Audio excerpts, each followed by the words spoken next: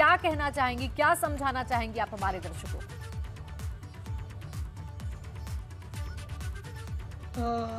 क्या मेरी आवाज ठीक से आ रही है? जी नीलम जी, आपकी आवाज आ रही है। राइट। दो चीज कहूंगी कि अभी तक जैसे ही ये वायरस का पता चला, जी। एक चीज काफी क्लैरिटी से पता चल गया कि साउथ अफ्रीका में 400% increase in the number of cases हुए in less than 3 weeks time.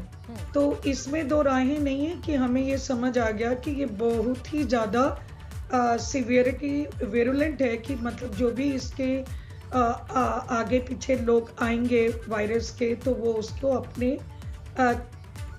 उसमें चपेट लेंगे। लेकिन दूसरी जो बात थी कि क्या ये उतनी ही सिवियर है, इसके बारे में अभी भी पूरी क्लैरिटी नहीं आई है। और मेनी एक्सपर्ट्स का ये सोचना है कि जो वैक्सीन ले चुके उनको शायद ये सिवियरिटी से बचाए।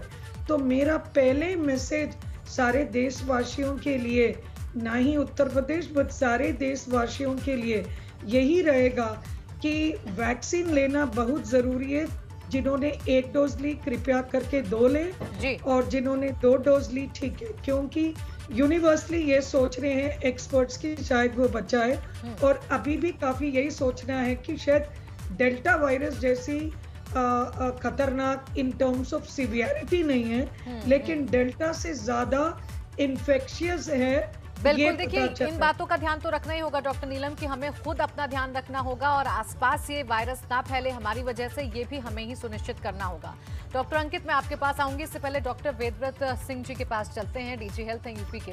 वेदव्रत जी, आपसे ही समझना चाहूंगी कि चलिए ठीक है, सोशल डिस्टेंसिंग, मास्क, इन सब का उपयोग हो, अब फिर से एक बार लोगों को बताया जा रहा है, तमाम तैयारियां की जा रही हैं, लेकिन जैसा सेकेंड वेव में हुआ था, जिस तरीके से लोगों को कई परेशानियों का सामना करना पड़ा था, ऐसी परेशानियां अब आगे ना आए, इसके लिए कितना तैयार है हमारा हेल्थ सिस्टम यूपी? देखिए, जैसा कि आप लोग मालूम है, सेकेंड वेव में ऑक्सीजन की कमी थी, बेड्स की कमी थी। तो वर्तमान में हमारे प्रदेश में 500 से ऊपर ऑक्सीजन प्लांट क्रियाशील हो गए हैं। हमारे सभी चिकित्सालयों में पर्याप्त मात्रा में ऑक्सीजन कंसंट्रेटर हैं जी। LMO लग रहे हैं हमारे चिकित्सालयों में, और बेड की संख्या ही बढ़ाई जा रही है। तो मैं समझता हूं कि वर्तमान स्थिति में यदि पेशेंट्स आते हैं तो हम पूरी तरह से तैयार हैं, और हमारे जो चिकित्सक हैं, हमारे पैरामेडिक्स, उनको भी ट्रेन कर दिया गया है पूरी तरह से। बिल्कुल, और ये इसलिए ताकि लोगों को दिक्कतों का सामना ना करना पड़े। बिल्कुल। डॉक्टर अंकित, आपके पास आऊंगी, आपसे मैं जानना चाहूंगी, ठीक है, ओमिक्रॉन बहुत तेजी के साथ फैलता है, ये जरूर समझ में आ रहा है, लेकिन जैसे डॉक्टर नीलम कह रही हैं कि हमें ये सुनिश्चित करना होगा कि हम दोनों डोज वैक्सीनेट हो जाएं ताकि इस खतरे के असर को थोड़ा कम कर सकें।